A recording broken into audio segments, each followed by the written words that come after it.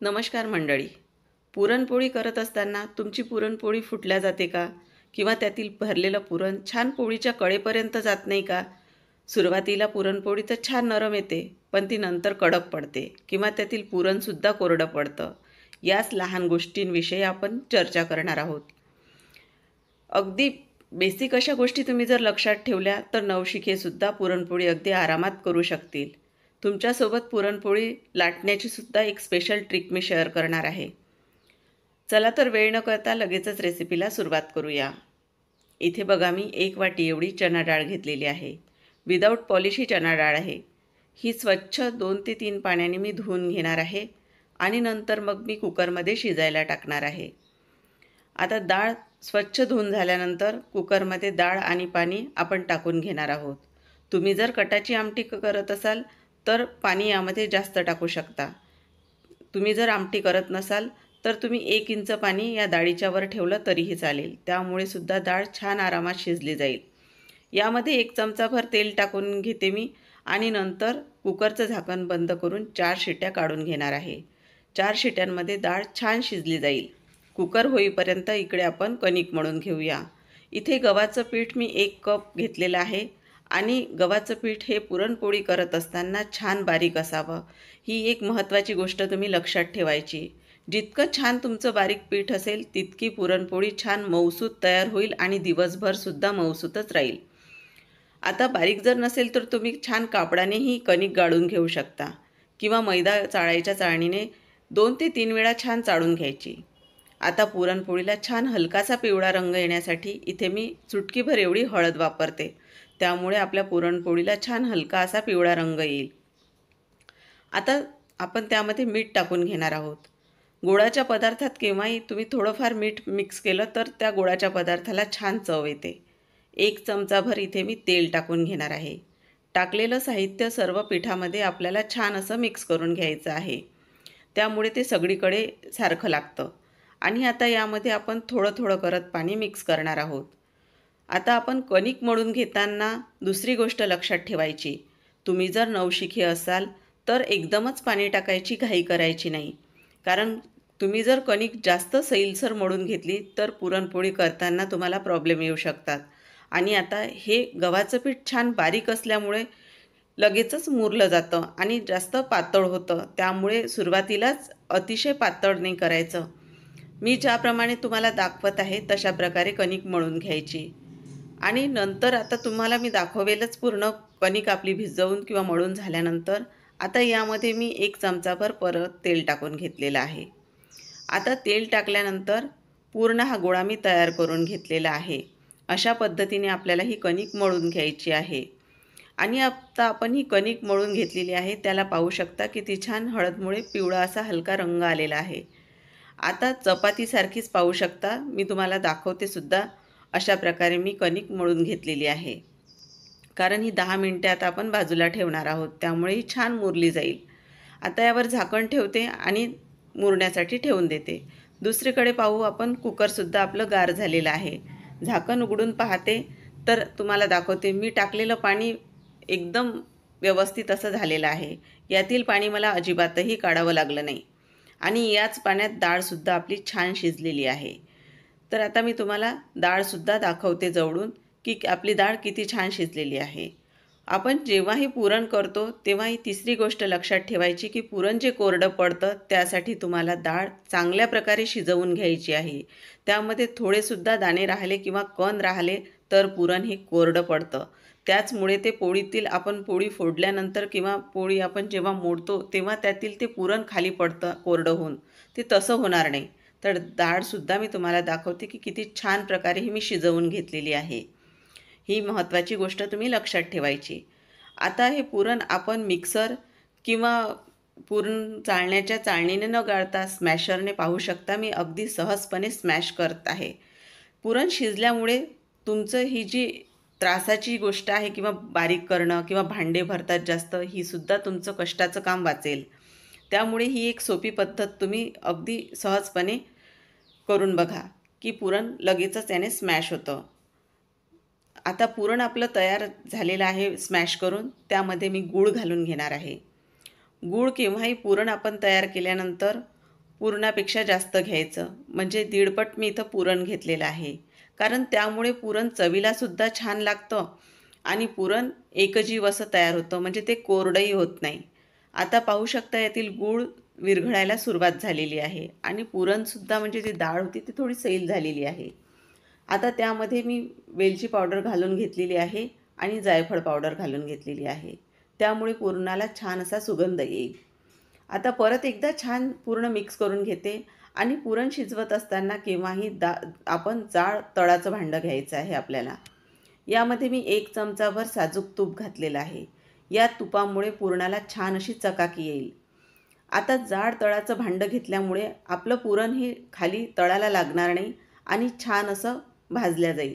तर पाहू शकता आता हे थोडं सैल झालेलं आहे गूळ विरघळल्यामुळे. आता हे पुरण आपल्याला सतत असं ढवळत राहायचं आहे.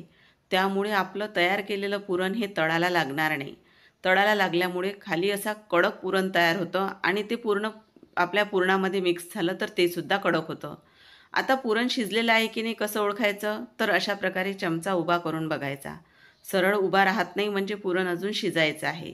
तर 5 मिनिटे परत एकदा शिजवून घेते आणि 5 मिनिटानंतरच लगेचच पुरण घट्ट व्हायला सुरुवात होईल आपली. आणि त्यानंतर आपण परत एकदा पाहूया चमचा उभा होतोय की नाही. तर चमचा सरळ उभा राहतो म्हणजे पुरण छान शिजलेलं आहे. आता हे शिजलेलं पुरण एका भांड्यात आपण काढून घेणार आहोत. त्यामुळे पुरण आपलं लगेचच थंड होईल. त्यासाठी मी एका पसरट भांड्यात पुरण आपलं काढून घेतलेलं आहे. त्यामुळे हे पुरण लगेचच थंड होईल आणि आपल्याला चपातीमध्ये भरण्याला सुद्धा ते सहज शक्य होईल.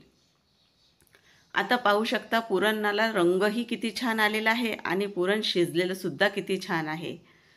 आता हे पुरण थंड होईपर्यंत आपण जी कणिक मळून ठेवलेली होती ती कणिकसुद्धा पाहून घेऊया. तोपर्यंत पुरण छान असं गार होईल. तर पाहू शकता आता ही कणिक जी आपण मळून ठेवलेली होती तीसुद्धा छान मऊसूत झालेली आहे. थोडा हाताला तेल लावून घेतलं आणि ही कणिक छान अशी मिक्स करून घेतली परत एकदा. आता यावर सुद्धा 1 चमचाभर तेल टाकून घ्यायचं, म्हणजे आपण जी पुरणपोळी तयार करतो त्यामुळे ती लाटताना ती पुरणपोळी सहज अशी लांबल्या जाते. तर आता ही जी कणिक आहे त्यामधलाच थोडा गोळा घेणार आहोत आपण आणि पुरणपोळी तयार करायला घेऊ. पुरणसुद्धा पाहू शकता छान आता थंड होत आलेलं आहे. आता पुरणपोळी आपण तयार करत असताना एक खास ट्रिक पाहूया. आज आपण पुरणपोळी कागदावर लाटून घेऊया. तयार केलेल्या पुरणाचा पाहू शकता मी गोळा तयार केलेला आहे आणि पोळीला लावण्यासाठी इथं मी मैदा वापरणार आहे. तर तुम्ही पुरणपोळीला लावत असताना तुम्ही मैदा जरूर वापरा. तर बघा हाच तो कागद आहे. यावर आता आपण पुरणपोळी लाटूया, म्हणजे ती सहज लाटल्या जाईल आणि नवशिकेसुद्धा अगदी सहज तयार करतील पुरणपोळी. तयार झालेल्या कणकेचा गोळा घेऊन त्याची पारी तयार केली आणि त्यावर पुरण ठेवून घेतलं. पुरणही छान असं पोळीमध्ये चांगल्या प्रकारे भरायचं, म्हणजे काठापर्यंत पोळीच्या कडेपर्यंत पुरण जातं. आता तयार केलेली पारी पूर्णपणे याचा हा गोळा बंद करायचा आहे आपल्याला, म्हणजे पुरणपोळी तयार करत असताना ती कुठेच फुटल्या जात नाही. राहिलेला जास्तीचा गोळा मी काढून घेतला. अशा प्रकारे हा गोळा तयार करायचा आहे. आता हा गोळा आपण छान याला मैदा लावून घेऊया. सगळीकडून मैदा लावल्यामुळे पोळी छान अशी कागदावर सरकल्या जाते. कागदावर सुद्धा थोडा मैदा टाकून घेऊया, पण जास्त प्रमाणात सुद्धा टाकायचा नाही. आता ही पुरणपोळी आपण लाटायला घेऊया. तर तुम्ही पाहू शकता अगदी सहजपणे ही लाटल्या जाईल आणि लाटत असताना सुद्धा तुम्ही पाहू शकता की ही पुरणपोळी आता अशी ट्रान्सपरंट होत चाललेली आहे आणि तुम्हाला पुरणसुद्धा दिसत आहे की किती कडेपर्यंत पुरण जात आहे आपलं. तर अशा प्रकारे ही नक्की तुम्ही पुरणपोळी तयार करून बघा आणि लाटताना अजिबातही ही फाटल्या जात नाही. दुसरीकडे तवासुद्धा मी गरम होण्यासाठी ठेवलेला आहे. अगदी सहजपणे ही पुढे सरकत आहे आपली पुरणपोळी. त्यासाठी अशा प्रकारे तुम्ही कणिकसुद्धा मळून घ्या आणि बारीक आपली जी कणिक आहे तीसुद्धा अतिशय म्हणजे पुरणपोळी करताना ती फाटल्या जात नाही. जाळीसुद्धा पाहू शकता तुम्ही की अतिशय बारीक अशी पुरणपोळी तयार झालेली आहे, पातळ. तर आता या तव्याला सुद्धा मी तेल लावून घेतलेलं आहे. आता तवा छान कडकडीत असा गरम करून घ्यायचा आणि मगच पुरणपोळी टाकायची. वरून छान साजूक तूप लावून घेतलेलं आहे आणि नेहमी पोळी आपण पुरणपोळी आपल्याला पलटवायची नाही, त्यामुळे सुद्धा पुरणपोळी तुमची फुटू शकते. पुरणपोळी छान एका बाजूने भाजून घ्यायची आणि नंतरच ती पलटवून घ्यायची. आता टाकलेली ही बाजू मी छान डाग पडेपर्यंत भाजून घेणार आहे. म्हणजे आपण पुरणपोळी करत असताना फक्त 3 वेळा ती पलटून घेणार आहोत. आता पाहू शकता मी खालची जी बाजू आहे तव्यावर आहे ती छान भाजून घेणार आहे आणि नंतरच पुरणपोळी मी पलटून घेतलेली आहे. तर आता पाहू शकता ही पुरणपोळी किती छान टम्म फुगलेली आहे. आता ही बाजूसुद्धा मी एकच वेळा पलटून घेणार आहे. म्हणजे टोटल मी 3 वेळा फक्त पोळी पलटून घेतलेली आहे आणि लुसलुशीत अशी पुरणपोळी आपली तयार झालेली आहे. हीच पुरणपोळी तुम्ही दिवसभर जरी ठेवाल तरी ती मऊसूतच राहील. तर आता ही एका त्या कागदावर मी काढून घेणार आहे. तुम्हाला दाखवण्यासाठीच इथे मी काढून घेतलेली आहे. तर आता हात लावूनसुद्धा तुम्हाला दाखवत आहे आणि फोडूनसुद्धा ही पुरणपोळी मी तुम्हाला दाखवत आहे. गरम असल्यामुळे थोडी फोडायलाही हाताला चटका लागतो. तरी मी तुम्हाला ही गरमच पोळी दाखवत आहे. तर पाहू शकता किती कडेपर्यंत याच्या पुरण गेलेलं आहे. अशाच प्रकारे मी तुम्हाला दुसरीसुद्धा पुरणपोळी तयार करून दाखवते. आता आपण परत एकदा कणकेचा गोळा घेतलेला आहे आणि त्याची छान पारी तयार करून घेतलेली आहे. पारी छान खोलगट अशी तयार करायची आहे. आता पुरणाचा सुद्धा गोळा आपण या पारीवर तयार करून घेणार आहोत आणि पुरणसुद्धा पाहू शकता किती सारं भरलेलं आहे आणि छान असं पुरणपोळीचा जो आपला कणकीचा गोळा आहे तो छान असा हाताने अंगठ्याने वरवत सरकवत जायचं आणि या कणकेचं पूर्ण गोळा आहे त्याचं तोंड बंद करून घ्यायचं आहे आपल्याला. आता राहिलेला जास्तीचा गोळा आपण काढून घेणार आहोत. तर पाहू शकता अशा पद्धतीने मी तुम्हाला परत एकदा हे करून दाखवलेलं आहे. आता वरून छान मैदा लावून घ्यायचा आहे आपल्याला. जास्तीचा मैदा आपल्याला काढून घ्यायचा आहे. आता आपण परत हा गोळा कागदावर ठेवून घेणार आहोत आणि याची तुम्हाला मी परत पुरणपोळी लाटून दाखवणार आहे. किती सहज ही पुरणपोळी लाटल्या जात आहे. म्हणजेच ही सहज किती अशी लांबत आहे ही पुरणपोळी आणि कुठेही बघा आपल्या ज्या पुरणपोळीच्या कडा आहेत त्यासुद्धा चिरलेल्या नाहीत. अगदी सहजपणे तयार करता येईल अशी ही पुरणपोळी आहे. अशाच प्रकारे तुम्हीसुद्धा एकदा नक्की करून बघा. म्हणजे तुम्हालाही समजेल की किती सोपी पद्धत आहे ही. तर आता ही सुद्धा पुरणपोळी आपण छान अशी भाजून घेणार आहोत. तवा छान कडकडीत गरम करून घेतलेला आहे आणि आता ही पुरणपोळी आपण कागदाच्या वेगळी करणार आहोत. वरून छान असं साजूक तूप लावून घेणार आहोत आणि छान अशी ही पुरणपोळी आपण भाजून घेणार आहोत. तर आधी ज्या प्रकारे आपण ही पुरणपोळी भाजून घेतली होती तशीच ही सुद्धा आपल्याला भाजायची आहे. म्हणजे आपण ही 3 वेळाच भाजून घेणार आहोत. कारण तुम्ही नेहमी आधी सांगितल्याप्रमाणे ही जर पोळी परत परत पलटवत राहिले तर ती फुटू शकते. त्यासाठी आपल्याला अशा पद्धतीने केव्हाही पुरणपोळी भाजून घ्यायची आहे आणि छान डाग पडू द्यायचे आहे पुरणपोळीवर. म्हणजे ती खमंग अशी पुरणपोळी खायलासुद्धा छान लागते.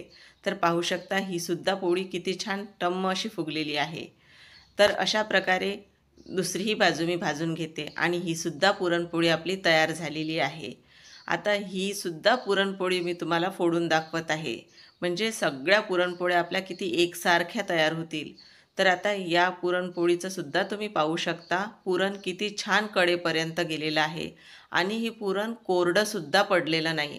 तर अशाच प्रकारे तुम्ही काही छोट्या छोट्या गोष्टी जर लक्षात ठेवल्या तर तुम्हीसुद्धा अगदी मऊसूत अशी पुरणपोळी तयार करू शकता आणि पुरणही छान असं भरलेलं त्या पुरणपोळीची खाण्याची सुद्धा एक वेगळीच मजा आहे.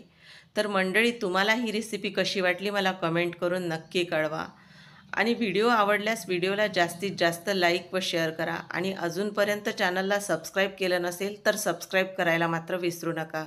तुमच्या मित्रपरिवारात सुद्धा हा व्हिडिओ जास्तीत जास्त शेअर करा. धन्यवाद.